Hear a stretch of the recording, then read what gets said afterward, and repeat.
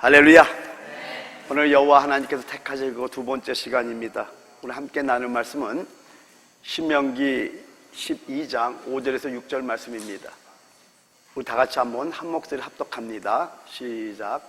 오직 너희 하나님 여호와께서 자기 이름을 두시려고 너희 모든 지파 중에서 택하신 곳인 그 계실 곳으로 찾아 나아가서 너희의 번제와 너희의 제물과 너희의 11조와 너희 손의 거제와 너희의 선제와 낙헌 예물과 너희 소와 양의 처음 난 것들을 너희는 그리로 가져다가 드리고. 할렐루야. 지난주에 신명기 12장을 통해서 모세가 하나님의 이름을 두시려고 택하신 곳에서 경배해야 된다는 것을 계속해서 강조함을 우리가 봤습니다. 여러분, 하나님의 이름을 두시려고 하나님의 택하신 하나님의 초소는 우리의 영을 예표합니다. 아멘. 그리고 여기 제물은 진리이신 그리스도를 예표합니다. 요한복음 4장 23절 24절에 말씀하기를 아버지께 참되게 예배하는 자들은 영과 진리로 예배할 때가 오나니 곧 이때라. 오늘입니다. 아버지께서는 자기에게 이렇게 예배하는 자들을 찾으시느니라 라고 말씀하고요, 24절에 말씀하기 다 같이 시작. 하나님은 영이시니 예배하는 자가 영과 진리로 예배할지니라. 우리는 이 말씀처럼 하나님의 명령입니다. 하나님은 영이시니 예배하는 자가 영과 진리로 예배하라고 말씀했듯이 영 안에서 진리로, 즉 예수를 제물 삼아서 예배를 드려야 됩니다. 왜냐하면요, 여러분 생수를 마시고 싶습니까? 여러분, 우리가 정말 목마를 때 한 잔의 그 차가운 생수는요, 천국에 들어간 것처럼 기쁨을 줍니다. 그 생수를 마시기를 원하면 아멘합시다. 여러분, 하나님은 영이십니다. 하나님은 영이시니 예배하는 자가 영과 진리로 예배할지니라. 그래서 하나님을 경배하는 것은 하나님과 같은 성질인 우리의 영으로 경배해야 되는 겁니다. 근데 이게 바로 생수를 마시는 거예요. 여러분, 생수의 근원이 여호와 하나님이라니까요. 그래서 누구든지 목마르거든 내게 알아서 마시라.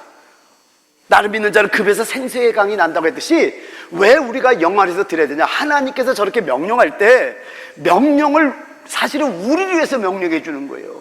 하나님은 생수를 주고 싶어요. 그냥 성령을 붓고 싶어요. 그래서 여러분의 감동과 눈물과 기쁨을 주기를 원해요. 그래서 영 안에 드리라고 말하는 거예요. 놀랍게 영 안에서 예배 드리면은요, 정말 우리 영 안에 생수가 부어지는 걸 체험하게 된다는 겁니다. 그래서 영 안에서 예배 드리기 위해서 우리가 거쳐야 할 것이 뭐라고요? 십자가라는 겁니다. 구약의 번제단을 거쳐야만이 지성소 깊은 곳에 들어갈 수 있었듯이 우리가 영 안에서 예배 드리기 위해서는 반드시 십자가를 거쳐야 된다는 겁니다. 여러분, 교회는 그리스도의 몸이에요. 여러분들이 몸의 지체라니까요. 근데 이거를 우리는 피상적으로 교리적으로만 듣고 있으니까 진짜 우리가 몸의 지체임을 잘 자각하지를 못하고 있다는 겁니다. 교회는 그리스도의 몸입니다. 여러분은 그 몸의 지체들로서 우리는 한 몸이고 여러분 잊지 마시기 바랍니다. 근데 교회 안에는요, 그래서 그리스도의 몸이기 때문에 내가 없고 오직 그리스도만 있어야 되는 거예요. 그럼 나는 어디 있어야 되죠? 십자가 위에 있어야 되는 겁니다. 참 놀라운 것이 뭐냐면요, 우리가 교회 올 때 정말 십자가를 보라고 계속 강조하는 이유가 바로 그거예요. 십자가를 통과해만. 그래서 구약에 제가 지난주에 말씀했듯이 민수기서 16장 38절과 민수기서 17장 10절에 두 가지 표징이 있습니다. 근데 민수기서 16장 38절에 말씀하는 것이 뭐냐면은 그 당을 지은 고라와 다단과 아비람과 온과 250명의 지도자들을 하나님이 심판하시고 250명의 지도자들이 드린 그 향은 하나님께 드려졌기 때문에 거룩하기 때문에 그 향을 녹여서 번제단의 철판으로 만든 거예요. 그럼 모든 백성들이 성막에 들어오면, 성전에 들어오면 제일 먼저 보는 게 뭐예요? 저 철판입니다. 아, 나의 거액의 본성은 하나님 앞에 심판돼야 되는구나. 이걸 아는 자들이 지성소 가장 깊은 곳에 들어가서 부활의 열매를 맺는 놀라운 축복이 있다는 겁니다. 그런데 이게 왜 중요하냐면요, 이게 되면은요, 놀랍게 교회가 분열이 떠나가고 완전히 한 몸으로 건축되는 역사가 일어난다는 겁니다. 여러분, 이 말씀 뭔지 깨달았습니까? 정말 깨달았습니까? 말씀을 깨달았다면요, 다시 한번 신명기 12장 8절 말씀처럼요, 우리가 오늘 여기에서는 각기 소견대로 하였거니와 너희가 거기에서는 그렇게 하지 말지니라. 이제부터 우리 또한 각자의 소견대로 하나님을 경배해서는 안 된다라는 겁니다. 영 안에서, 그리고 십자가를 통과해서 경배 드리는 자가 되어야 될 줄 믿습니다. 여러분, 신명기 12장에서 모세는 왜 계속해서 반복하고 또 반복하고 반복하면서 하나님이 선택하신 곳으로 오라고 했냐면요, 하나님의 백성의 하나됨을 지키는 것과 관련되어 있기 때문에 그렇다라는 겁니다. 만약에 12지파가 자유롭게 하나님을 경배하는 선택지를 선택했다면요, 12개의 분열이 일어났을 거라는 겁니다. 따라서 신명기 12장은 뭐에 대한 문제를 다루고 있냐면 따라합니다. 분열의 문제를 다루고 있는 거예요. 오늘 이거 한 가지만 일단 알아놓으세요. 그리고 신명기 13장은 지난주에는 그래서 성경을 다 읽었지만 오늘 성경을 읽지는 않습니다. 신명기 13장 1절부터 5절까지는 선지자나 꿈꾸는 자가 이적과 기사를 막 행해. 그래서 그들을 정정하지 말고 그들이 이스라엘 백성들이 알지 못하는 다른 신들을 섬기하면은 죽이라라고 말씀합니다. 그리고 신명기 13장 6절부터 12절까지는 가까운 친족이나 자녀나 그리고 생명을 나눈 친구를 할지라도 다른 신들을 섬기가면은 돌로 죽이라고 말씀합니다. 돌아보지 말고 긍휼을 베푸지 말고 가장 가까운 친족이요, 자녀요, 부모요, 생명을 나누는 친구를 할지라도 돌로 쳐 죽이라고 말씀합니다. 그리고 12절부터 18절까지는 같이 사는 어떤 불량배, 잡류가 또 이런 어떤 다른 신들을 섬기자고 할 때 그걸 자세히 살펴갖고 그것이 사실로 드러나면은 성읍 거민을 칼날로 죽이고 그 성읍과 그 중에 관한 모든 것과 그 생축을 칼날로 다 멸하고 그리고 탈침을 전부 다 불살르고 거기에 아예 건축이 되지 못하게 만들려고 말씀하고 있다는 거예요. 그러면 다 죽이네요. 가까운 친족까지도 다른 신들을 섬기할 때 다 죽이라고 하는 것은 뭔가 하나님의 계시를 담은 예표임을 여러분 아셔야 된다는 겁니다. 또 오늘 답만 일단 말씀드릴게요. 신명기 13장은 배교의 문제를 다루고 있습니다. 그러니까 신명기 12장은 분열의 문제를 다루고 있고 신명기 13장은 배교의 문제를 다루고 있다는 겁니다. 그래서 모세는 이렇게 분열의 문제와 배교의 문제에 있어서 우리가 얼마나 엄격히 하는지에 대해서 계시해주고 있다는 걸 여러분 잊지 마시기 바랍니다. 여러분 신약에 보면은요, 이제 이렇게 이 분열의 문제와 배교의 문제를 정확하게 본 주님의 제자가 있습니다. 그럼 여러분이 한번 이제 맞춰보세요. 자, 분열의 문제가 있죠. 신명기 12장이에요. 배교의 문제가 있습니다. 신명기 13장이에요. 근데 이거를 정확히 본 두 제자가 있습니다. 분열의 문제를 누가 보고 배교의 문제를 누가 봤을까? 한번 여러분 그냥 틀려도 괜찮아요. 좋아요. 사도 요한. 그러면 분열의 문제는 누가 봤을까요? 예, 바울입니다. 자, 바울은 어디서 이 말씀을 하냐면요, 로마서에서 말씀합니다. 사도 요한은 요한 1, 2, 3, 4에서 말씀을 합니다. 분열의 문제는 바울이 정확하게 봤고요, 배교의 문제는 사도 요한이 정확하게 봤는데 분열의 문제는 바울은 로마서에서 다루고 배교의 문제는 요한 1서, 2서, 3서에서 다루고 있다는 겁니다. 오늘은 먼저 분열에 대해서 한번 보려고 그래요. 여러분, 로마서의 주제는 뭐냐면요, 로마서의 주제는 하나님의 복음입니다. 로마서가 얼마나 놀랍냐면요, 로마서는 하나님의 구원에 관한 완전한 그림을 제시합니다. 그래서 로마서의 중심 사상을 딱 세 단어로 말하려면요, 여러분은 어떻게든 성경을 보게 하려고, 제가 성경을 읽게 하려고 아주 쉽게 해석해 보려고 굉장히 노력을 하고 옵니다. 근데 이렇게 보면 될 것 같아요. 로마서의 중심단 세 단어로 말하면요, 따라합니다. 구원, 생명, 그 다음에 마지막은 뭘까요? 구원, 생명, 건축입니다. 구원에 대해서는 로마서 1장부터 5장 11절까지 그리고 로마서 9장부터 11장까지 해서 쭉 말씀을 합니다. 생명에 대해서는요, 로마서 5장 12절부터 8장까지 생명에 대해서 말씀하고, 건축에 대해서는 로마서 12장에서 16장까지 말씀합니다. 근데 여기에 보면 조포예요. 조에라는 건 생명이라는 단어고, 조포에는 생명을 주다, give life to, 생명을 주다라는 뜻인데, 이 단어가 제가 우리 한글 성경만 볼 때, 그래서 원문을 어느 정도 알고 봤을 때는 한 7개 정도로 보였거든요. 근데 이제 제가 주석 그 사전을 컴퓨터에 입력을 해놨잖아요. 그러고 검색을 해봤더니 10개 이상 나오는 거예요. 생명이 꽉 차 있더라고, 보니까. 요번에 다시 보니까. 그래서 성경은 계속해서 봐야 되는구나를 깨달았습니다. 그러니까 구원, 생명, 건축에 대해서 말씀하는 게 로마서의 중심 사상이에요. 근데 여러분, 이게 놀라운 게 뭐냐면, 구원을 생명을 위하고요, 생명은, 이 건축은 뭐예요? 바로 그리스도의 신부를 말하는, 연합된 성을 말하는 거기 때문에 이건 너무나 중요하다는 거예요. 그래서 조금 더 얘기하면, 이 얘기까지는 안 하려고 하는데 오늘 조금만 더 얘기할게요. 복음서의 그 복음은, 여러분, 복음은 예수 그리스도가 복음입니다. 근데 복음서에서 나오는 예수는 제자들 가운데 계셨던 예수지만은, 로마서에 계신 예수는 우리 안에 들어오신 예수를 말씀하고요, 생명 주는 영, 살려주는 영, 성령으로 우리 안에 거하시는 예수. 그러니까 보다 더 우리에게 주관적인 생명이라고 여러분 깨달으시기 바랍니다. 근데 로마서의 마지막 3장은 14장, 15장, 16장은 교회 생활에 대해서 말씀합니다. 근데 여러분, 로마서 1장과 로마서 마지막 16장을 대조하면 너무나 놀라운 대조가 되는 것이 뭐냐면은, 1장을 볼 때는요, 악하고 더럽고 냄새나는 죄인들로 가득 차 있는 것을 볼 수가 있습니다. 정말 너무나 냄새나는 인간들의 모습을 보는데, 로마서 16장으로 갔더니 거룩하고 영광스러운 교회를 보게 되고 있더라는 겁니다. 그래서 로마서 16장에는 5번이나 교회를 말한다고 로마서의 결론에서 제가 설교를 했잖아요, 여러분.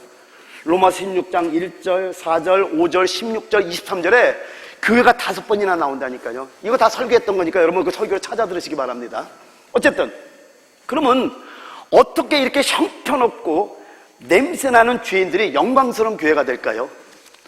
로마서 16장의 저 결론적인 부분을 알 수 있다는 겁니다. 왜 그렇다고요? 서로 건축됨으로 되는 거예요. 서로 연합됨으로 되는 거예요. 아멘. 우리 서로 연합됩시다. 그래서 교회는 그리스도의 몸이기 때문에 내가 아니라 그리스도만 있으면 우리는 연합되는 거예요. 내가 들어가기 때문에 연합이 안 되는 거예요. 그래서 우리가 교회 들어올 때 십자가를 통해서 나의 십자가를 못 받고, 그러고 교회를 들어올 때 거기는 예수만 들어오기 때문에 예수의 생명으로 우리가 하나 되는 놀라운 축복이 있다는 여러분 깨달으시기 바랍니다. 여러분, 14장과 15장을 보게 되면은 바울이 얼마나 사랑이 많냐면은요, 우리 믿는 이들을 받는 것에서 계속 말씀해요. 서로 받아야 된다라는 거예요. 그래서 14장 1절을 보면은, 믿음이 연약한 자를 너희가 받되 그의 의견을 비판하지 말라라고 말씀합니다. 여기서 믿음이 약하다라는 것은요, 믿음이 없다라는 것이 아닙니다. 믿음을 가지고는 있는데 약하다는 뜻입니다. 그런데 오늘 여기서 뭐라 그러죠? 14장 1절에서 믿음이 연약한 자를 너희가 받되 그의 의견을 비판하지 말라. 그러니까 논쟁하지 말고 그들을 이해하고 받으라고 지금 말씀하고 있다는 겁니다.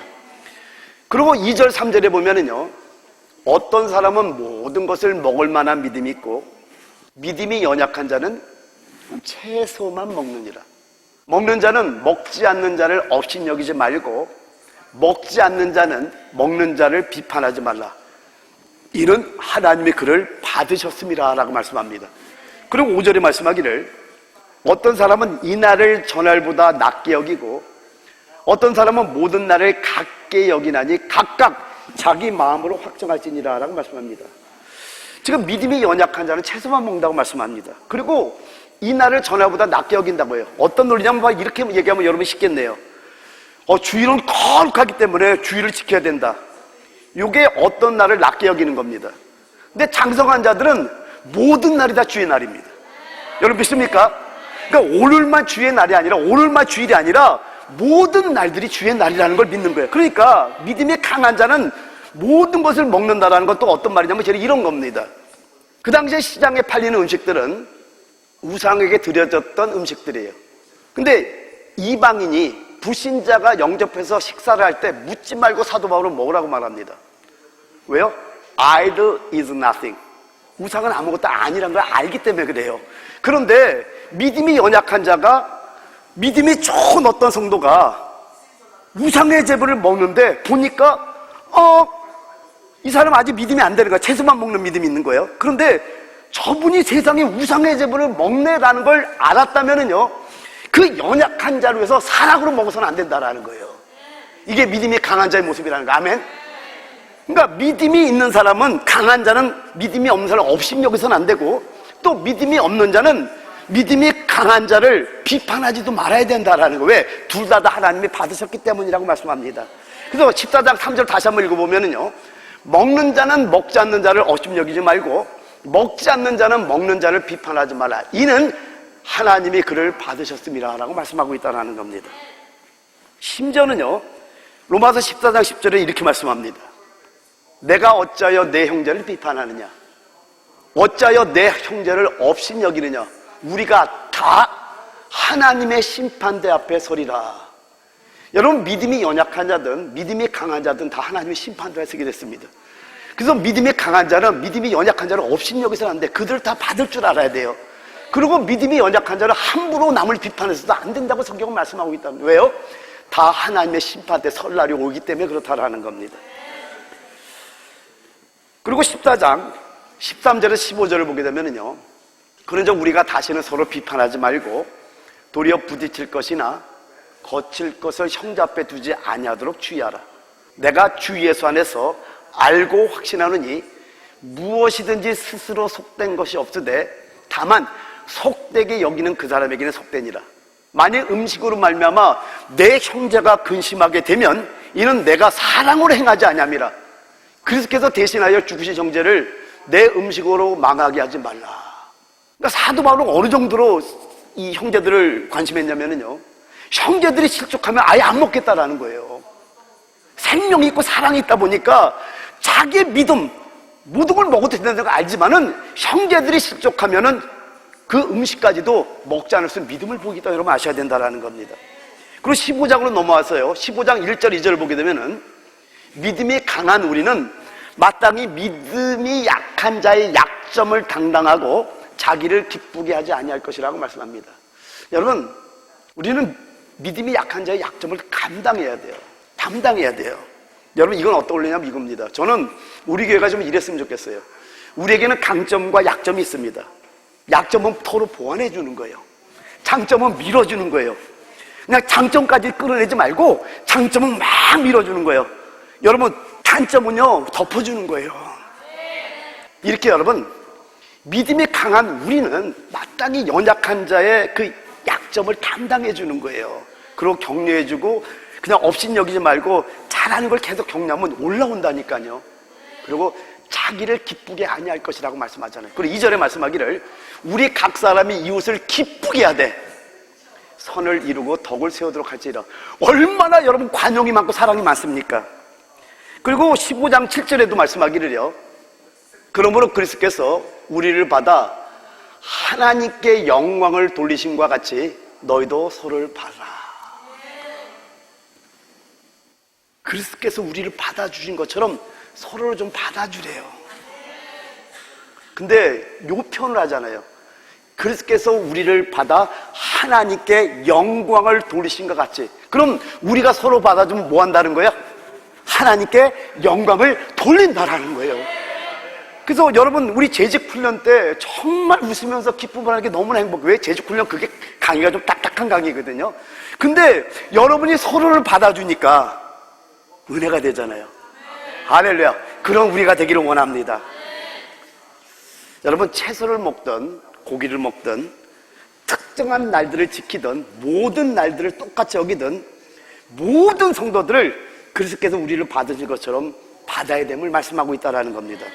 그러니까 지금 우리가 좀 몇 군데를 읽었듯이 로마서 14장과 로마서 15장을 쭉 봤더니 바울이 너무나 관대한 거예요.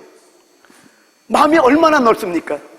그리고 모든 것을 포용하고 있는 것을 볼 수가 있다는 겁니다. 그런데요, 갑자기 태도를 바꿔서 로마서 16장 17절에서는요 아주 강한 어조로 떠나야 할 자들에 대해서 말씀하고 있다는 겁니다.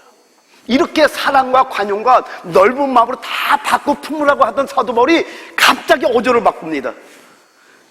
그리고서 떠나야 할 자에 대해서 강력하게 말씀하는데 로마서 16장 17절에 말씀하기를 형제들아 내가 너희를 권하노니 너희가 배운 교훈을 거슬러 분쟁을 일으키거나 거치게 하는 자들을 살피고 그들에게서 떠나라 라고 말씀합니다. 요거를 세번역과 공동번역은 이렇게 번역합니다. 로마서 16장 10절 세번역에는요 형제자매 여러분 내가 여러분에게 권합니다. 여러분이 배운 교훈을 거슬러서 분열을 일으키며 올무를 놓는 사람들을 경계하고 멀리 하십시오. 공동번역에는 이렇게 해석합니다. 형제 여러분, 여러분이 배운 교훈과는 달리 남들을 분열시키고 죄짓게 하는 사람들을 경계하고 멀리 하시기 바랍니다 라고 말씀합니다. 모든 성도들을 받아야 되지만은 분열시키는 자들을 대하는 데 있어서는요 같지 않다라는 거예요. 엄격해야 된다라는 거예요. 그걸 말씀하는 겁니다. 근데 이거를 사도 바울이 그냥 쓰고 있는 것이 아니라 신명기 12장의 말씀을 통해서 계시를 받고 이거 쓰고 있다는 걸 여러분이 아셔야 된다라는 겁니다. 여기 지금 분쟁을 일으키고 거치게 하는 자들부터 떠나는 것은 뭘 말하냐면은 그들을 격리하는 걸 말씀합니다. 격리시켜야 된다는 거예요. 그리고 또 16장 20절에 뭐라고 말씀하냐면요 평강의 하나님께서 속히 사탄을 너희 발 아래서 상하게 하시리라. 우리 주 예수의 은혜가 너에게 있을지어다. 지금 로마서 16장 20절이 분쟁을 일으키거나 거치게 하는 자들을 떠나라는 말씀 다음에 오는 것은 중요합니다. 여러분 아무런 분별도 없이 맹목적으로 살아가는 게 아닙니다. 분열시키는 자들을 격려하지 않으면 어떻게 되는지 아십니까? 사단이 우리 위에 있게 된다는 거예요. 저 말은 여러분 하나님의 말씀은요 분열시키는 자들을 격리시킬 때 사단이 우리의 발 아래서 상하게 됨을 계시해주고 있다는 겁니다. 제가 한번 질문 한번 해볼게요. 그러면 왜 우리 주님께서는 분열을 절대로 용납하지 않으실까요? 이제 정말 중요한 말씀이 조금 더 들어가는 거예요. 그럼 왜 우리 주님께서는 분열을 절대로 용납하지 않냐면요 교회는 주님의 몸이잖아요. 주님의 몸을 파괴하기 때문에 그렇습니다. 다른 건 다 용납하시지만 우리 주님께서는요 그리스도의 몸을 파괴하는 건 용납을 안 합니다. 그래서 절대 용납하지 말라고 말씀하고 있다는 거예요. 여러분 구약에서 이스라엘 백성들은요 하나님의 단체적인 표현을 위한 하나님의 선택한 민족이었습니다. 그러면 신약에서 주님의 단체적인 표현이 뭡니까? 우리 교회. 근데 교회는 그리스도의 몸이라니까요. 다시 한번 얘기를 할게요. 여러분 교회 하니까 그냥 여러분 그냥 교회 건물 이런 거 생각하면 안 돼요. 교회는 따라합니다. 교회는 그리스도의 몸이다. 우리는 그리스도의 몸의 지체들이다. 이걸 잊어서는 안 돼요. 이걸 잊어서는 안 돼요. 그러니까 주님의 단체적인 표현은 신약에서는 바로 그리스도의 몸이 교회가 되는 거예요. 근데 이 분열은 그리스도의 몸을 손상시킵니다. 그리스도의 몸을 파괴시키는 거예요. 그리스도의 몸을 산산조각 내는 겁니다. 이 분열이 그리스도의 몸을 죽이기 때문에 우리 주님께서는 신약에서나 구약에서나 분열을 결코 용납하시지 않으신다고 여러분 깨달으시기 바랍니다. 근데 이럴 때 또 어떤 성도님들이 이런 분들이 있습니다. 저는 제 어떤 의견을 말하는 게 아닙니다. 하나님의 계시를 그대로 전달할 뿐입니다. 근데 어떤 성도님들은 분열을 일으키는 자들에서 이렇게 생각할 수 있다는 걸 제가 압니다. 그냥 그들을 격리시키기보다는 사랑해줘야 하는 거 아닙니까? 교회는 사랑해야 되는 곳 아닙니까? 하나님은 사랑이잖아요. 논리가 그럴듯하죠. 또 이렇게 얘기할 수도 있어요. 아니 그런 자들이라고 해서 꼭 거절해야 됩니까? 꼭 격리시켜야 됩니까? 사랑으로 덮어줘야 되는 거 아닙니까? 이 안에도 이렇게 생각할 분이 분명히 있을 겁니다. 근데 여기서 가장 중요한 게 뭐냐면은 주님께서 용납하시지 않는 것은 우리도 용납할 수 없다라는 거예요. 이걸 인정할 수 있죠. 주님이 용납하시지 않는 것은 우리는 용납하지 말아야 된다라는 거예요. 저는 제 개인의 의견을 전혀 집어넣지 않습니다. 말씀 안에서는 단지 그분의 계시를 받는 거지. 아멘. 여러분 분열을 일으키는 자들에 관해서 로마서 16장 17절에 있는 바울의 말을 다시 한번 봅시다. 다 같이 한번 읽어볼까요? 시작. 형제들아 내가 너희를 권하노니 너희가 배운 교훈을 거슬러 분쟁을 일으키거나 거치게 하는 자들을 살피고 그들에게서 떠나라. 이 말씀이 하나님 말씀임을 믿습니까? 여러분, 디모데후서 3장 16절에는 모든 성경은 하나님의 감동으로 된 것으로 책망과 교훈과 의로 교육하기 유익해 간다고 할 때 이 감동으로 됐다는 단어가 데오 푸뉴소스란 말입니다. 데오는 데오스 하나님이란 뜻이에요. 데오 푸뉴소스는 하나님의 호흡으로 됐다는 말이에요. 호흡을 불었듯이 모든 성경은 하나님의 호흡, 하나님의 생명으로 된 게 하나님의 말씀이란 말이에요. 아멘. 베드로서 1장 21절을 보게 되면은요, 이 예언, 하나님의 말씀은 성령의 감동하심을 입은 사람들이 하나님께 받아 말한 것이라고 말씀합니다. 그러니까 이 성경은 지금 로마서는 바울이 쓴 것 같지만은 성령의 감동하심을 받은 사람이 하나님께 받아 말하니까 이게 바울의 말이 하나님 말씀이에요. 하나님 말씀을 믿습니까? 그러니까 지금 바울이 저 말을 하는 것 같지만은 저 말씀은 하나님의 말씀인 걸 여러분 아셔야 된다라는 겁니다. 그래서 로마서 14장과 로마서 15장은 믿는 이들을 받는 문제에 있어서 바울이 정말로 관대하고 마음이 넓고 모든 것을 포용하는 것을 가르칩니다. 그런데 로마서 16장에서 많은 성도들에게 인사말을 한 뒤에 갑자기 분열을 일으키는 자들을 살피고 그들에게서 떠나라고 말하면서 우리에게 분열을 일으키는 자들에 대한 경고의 말을 지금 하고 있다는 겁니다. 여기서 우리에게 사랑을 하라고 말씀합니까? 이들을 사랑하라고 말합니까? 이들을 동정하라고 말합니까? 성경은 그들에게서 떠나라고 말씀하고 있다는 겁니다. 왜 그러냐라는 거예요. 그 이유가 뭐냐라는 겁니다. 여러분, 분열은 너무나 심각한 겁니다. 분열이 곧 그리스도의 몸을 파괴하는 것이기 때문에 이렇게 엄격하게 말하고 있다는 걸 여러분 깨달으셔야 됩니다. 여러분, 분열을 일으키는 자들을 잘 살펴보면은요, 사람을 만나는 데 있어서 사람을 접촉하는 것은 매우 적적입니다.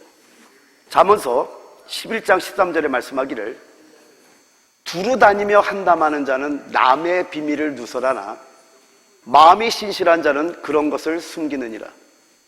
잠언서 20장 19절에도 말씀하기를 두루 다니며 한담하는 자는 남의 비밀을 누설하느니 입술을 벌린 자를 사귀지 말지니라 라고 말씀합니다. 이들을 보면은요, 겉으로 보면 정말 친절하고 겸손하고 사랑이 많게 보입니다. 그러면서 한담을 늘어놓기를 좋아한다라는 거예요. 근데 로마서 12장 36절 30절에 말씀하기를 내가 너에게 이르노니 사람이 무슨 무익한 말을 하든지 심판날에 이에 대하여 신문을 받으리니 내 말로 의롭담을 받고 내 말로 정죄함을 받으리라 라고 말씀합니다. 여러분, 한담을 하는 사람들은 두 번 말해야 된다는 걸 여러분 아십니까? 지금 한 번 한담하는 걸로 끝나는 것이 아니라 하나님의 심판대 앞에서 또 한 번 또 말해야 돼. 하나님 앞에요. 여러분 꼭 기억하시기 바랍니다. 그럼 여기서 우리가 한번 생각해 봐야 될 게 뭐냐면요, 우리가 너무 이렇게 돌아다니는 거는 좀 상갈 줄 알아야 됩니다.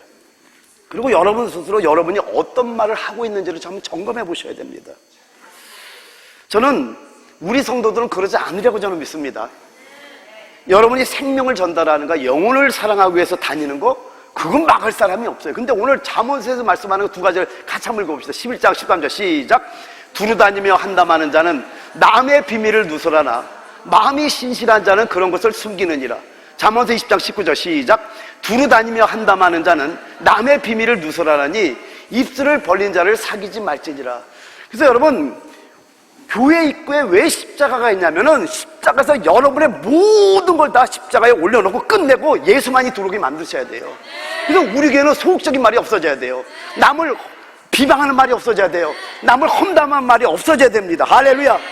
그래서 여러분이 무슨 말을 하는지 이런 경우는 있겠죠. 제가 그것까지 막는 건 아니에요. 그 영혼을 살리기 위해서 그 영혼의 소극적인 건 얘기할 수도 있어요. 그걸 말하는 건 아니에요. 그러나 의도가 뭔지 여러분 알 줄 믿습니다. 그래서 이거는 반드시 우리 워싱턴 배단육에는 사라질지어다. 사라져야 될 줄 믿습니다. 그래서 여러분은 사람과의 만남을 잘 분별해서 만나야 됩니다. 아주 간단해요. 여러분, 생명의 사람을 만나면은요, 대화를 나누면 나눌수록 내 안이 생명으로 채워집니다. 여러분, 막 믿음의 불이 타오릅니다. 그렇지 않아요? 그리고 주님을 향한 열정이 막 커집니다. 왜요? 그 생명수가 그 안에서 흘러나오니까. 그런데 만약에 여러분의 영이 식어가고 메마르고 죽어간다면은요, 그건 여러분 안에 이미 독이 퍼지고 있는 겁니다.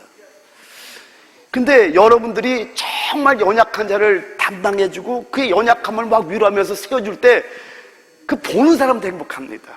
그래서 저는 우리 교회가 서로 받아주는 그런 교회가 되기를 부탁드립니다.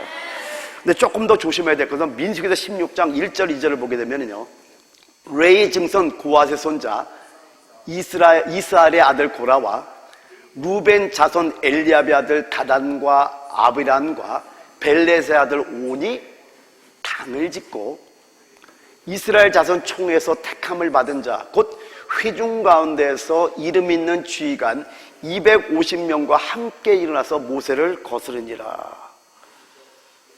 여러분, 이 사건이 어떻게 결론되어진지 여러분 잘 아시잖아요. 제가 여러분에게 말씀을 전했잖아요.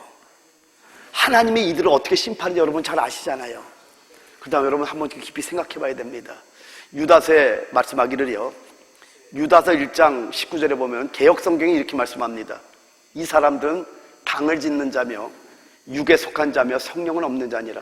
이거를 개역성경에는, 개정성경에는 이 사람들은 분열을 일으키는 자며 육에 속한 자며 성령이 없는 자니라. 여러분, 성경은 이렇게 정의를 합니다. 당을 짓는 자, 즉 분열을 일으킨 자는 육에 속한 자라고 정의를 합니다. 이들은 성령이 없는 자라고 얘기를 하는 거예요. 기도 많이 한다고요? 성경은 이렇게 정의합니다. 그래서 우리의 말을 정말 우리는 절제할 줄 알아야 돼요. 소극적인 얘기가 나오면 입을 꼬매야 돼요. 자갈을 물어야 돼요. 왜냐면 이것도 훈련이거든요. 모든 것 습관입니다. 그래서 어떤 일이 있어도요, 우리 워싱턴 베다니 교회는요, 당을 지어서는 안 됩니다. 분열에 휘말려서 안 된다는 거 여러분 잊지 마시기 바랍니다. 제가 요거는 이제 간단하게만 말하고 넘어가겠지만은요, 어떤 면에서 순진한 사람일지라도요, 그 안에 분열의 영으로 가득 차 있을 수 있음을 여러분 또 알아야 됩니다. 순진하다고 분열의 영이 없는 게 아닙니다. 이거는 뭐 설명하려면 많아서 그냥 이 정도만 해도 알 것 같아서 넘어갈게요. 여러분, 분열을 일으키는 자의 말을 듣게 되면은요, 어떤 증상이 나타나냐면은 여러분 안에서 소극적인 질문이 올라올 수 있습니다. 근데 여러분, 이 질문이라는 것은요, 사단이 자주 우리를 유혹하는 방법입니다. 창세기 3장 1절을 볼까? 어떻게 유혹했나? 그런데 뱀은 여호와 하나님이 지으신 들짐승 중에 가장 간교하니라. 뱀이 여자에게 물어 이르되 하나님이 참으로 너에게 동산 모든 나무의 열매를 먹지 말라 하시더냐? 살짝 올려요. 여러분, 저 물음표가 뱀이 딱 일어나 있는 거 저는 보이지 않아요? 이렇게 살짝 질문을 통해 갖고 우리를 유혹합니다. 여러분이 교회에 관한 소극적인 질문이라든지, 그리고 진리에 관한 소극적인 질문들이 여러분 마음속에서 올라온다면은요, 그리고 교회 생활에 여러분이 냉담해진다면은요, 그건 이미 독이 침투된 겁니다. 결국에는 교회도 오지 않게 되고요, 기도도 하지 않게 되고요, 말씀도 읽지 않게 될지도 모른다라는 겁니다. 그래서 디모데후서 2장 20절 다 같이 큰 목소리 한번 있습니다. 시작. 또한 너는 청년의 정욕을 피하고 주를 깨끗한 마음으로 부르는 자들과 함께 의와 믿음과 사랑을 따르라. 아멘. 주를 깨끗한 마음으로 부르는 자들과 함께 모여야 되는 겁니다. 그래서 여러분, 여러분이 여기에 있다라는 것이 축복 중에 축복입니다. 영안에서 예배 드리는 자들이 됩시다. 그러려면 뭘 통과해야 돼요? 십자가를 통과해야 되는 겁니다. 찬양팀 앞으로 나와주시고요. 우리가 영 안에서 예배 드리는 자들이 될 때 우리에게는 오직 하나됨의 건축이 있게 될 겁니다. 이제 주님 곧 오십니다. 정말 빨리 오십니다. 우리가 곧 오실 신랑을 맞이할 수 있는 신부로 단장되는 축복된 교회가 될 줄 믿습니다. 오늘 한번 찬양하고 한번 기도하기를 원하는데요, 우리 예배가 하늘의 문을 여는 예배가 되기를 원합니다. 주님이 주목하고 기뻐하는 예배가 되기를 원합니다. 영안에 드리는 예배를 위해서 우리가 함께 일어날 수 있는 것 전부 다 일어나서 찬양하고 그 다음에 기도하고 하기를 원합니다.